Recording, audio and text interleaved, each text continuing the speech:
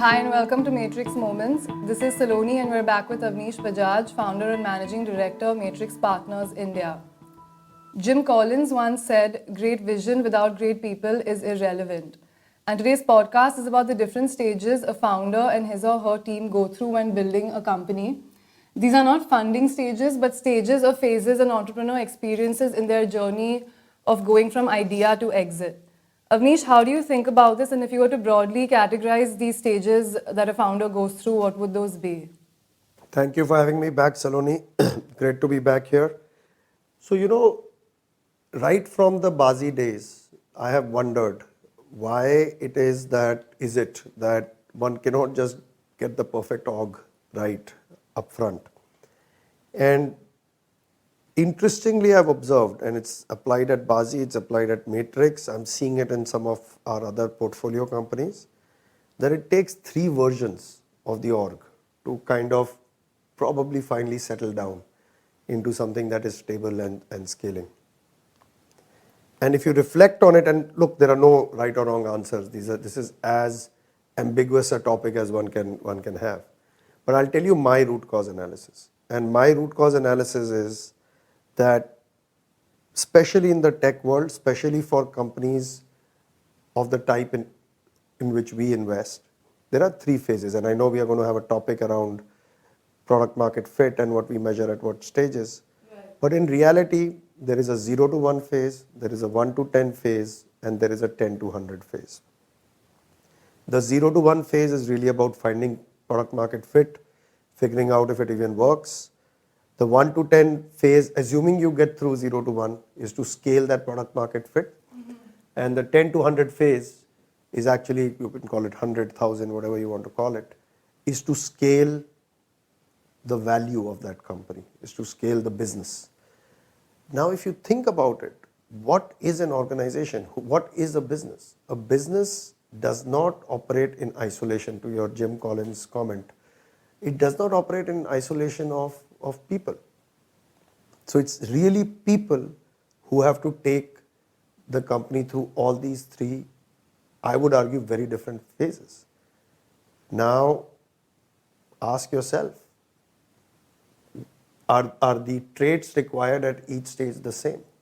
Clearly not. They're very different.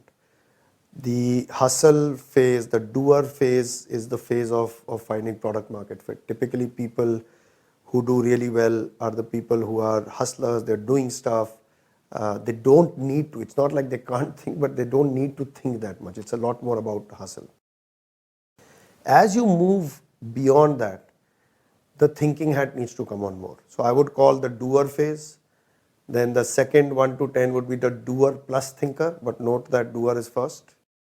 And then the third I would call is thinkers with doers, meaning people who can think big, who can think long term, and can think commercial, can think strategic, but they still need people who are doers working with them, for them.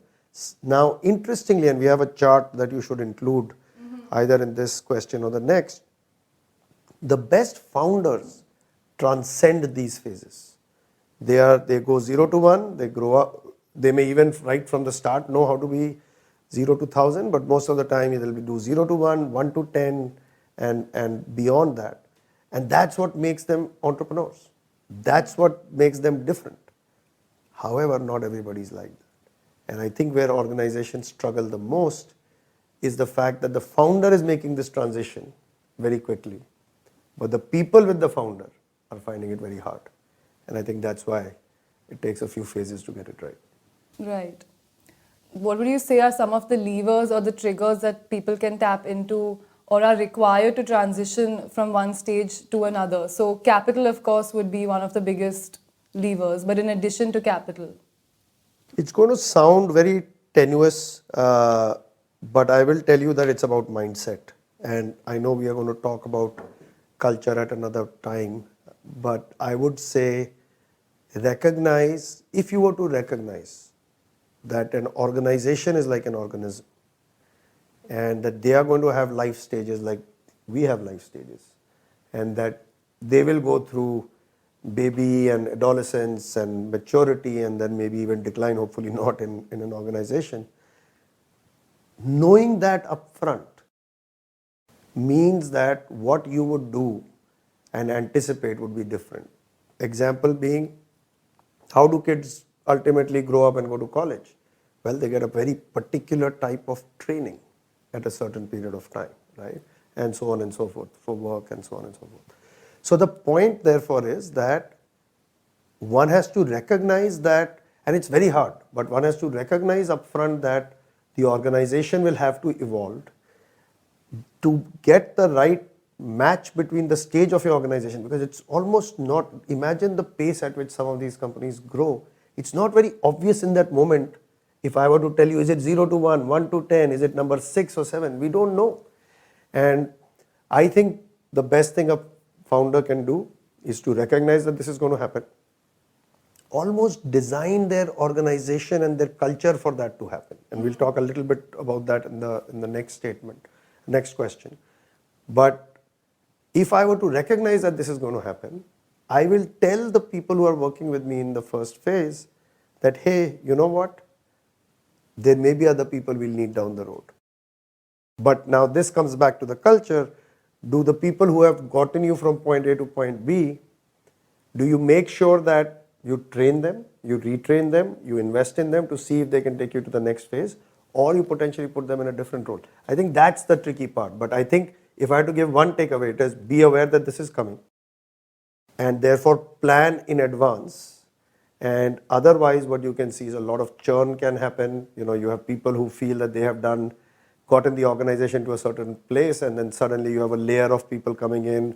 They may be from the outside, they may have a different experience set, and that generally results in, I would say, most organizations struggling to transition between these phases. Right. So obviously bringing in a specialist at each stage is key for the company to grow. But how, like you said, how do you balance that out with bringing in the right people, the experts, but at the same time maintaining your firm's attrition rate or churn?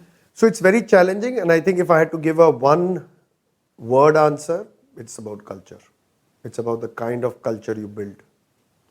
And like I said, we can try to cover that in another topic. But look, people, I think, appreciate if you are extremely transparent with them. I think most people are not delusional. And they would say, okay, first of all, we have this concept of radical candor we have discussed before, which is about, do you care about the person? Do you care about that person's career? And are you transparent with them all along the way of where they stand? And I think what some organizations do well, others don't do as well, is to recognize that there is always, if you think of an org chart as boxes, and obviously people are the people in the org, there's probably always a box. In most organizations, there's always a box for a person. But their current box may not be their box, right? So if somebody is unable to make the transition, can you put them in a role in which they will excel? In most organizations, once they get to a certain stage, they are also launching new businesses, doing other things. If this person was very good to launch the first business, maybe they are the right person to launch the second business. But they may not be the best person to scale the first business. And I've seen this actually quite a bit, and it's worked really well. When you think about the fact that just mindset, that there is like, if it is a large growing organization, if it is truly getting from 10 to 1,000, that there's probably a box for this person. So that's one. Second, radical candor and transparency. Letting people know in advance, which comes down to open communication. And if that is the underpinnings of the culture, I think people essentially look for dignity and respect. Lot has been said about whether people work for money, people work for organizations, net people work for people. And if you can create that kind of a culture where that caring piece of it is there, I think you will find that organizations will make the transition much better. That said, still a very hard thing to do. Okay, thanks Avnish. Thank you for listening, and you can find the transcribed version of this podcast on matrixpartners.in. You can also follow us on Twitter and LinkedIn for more updates.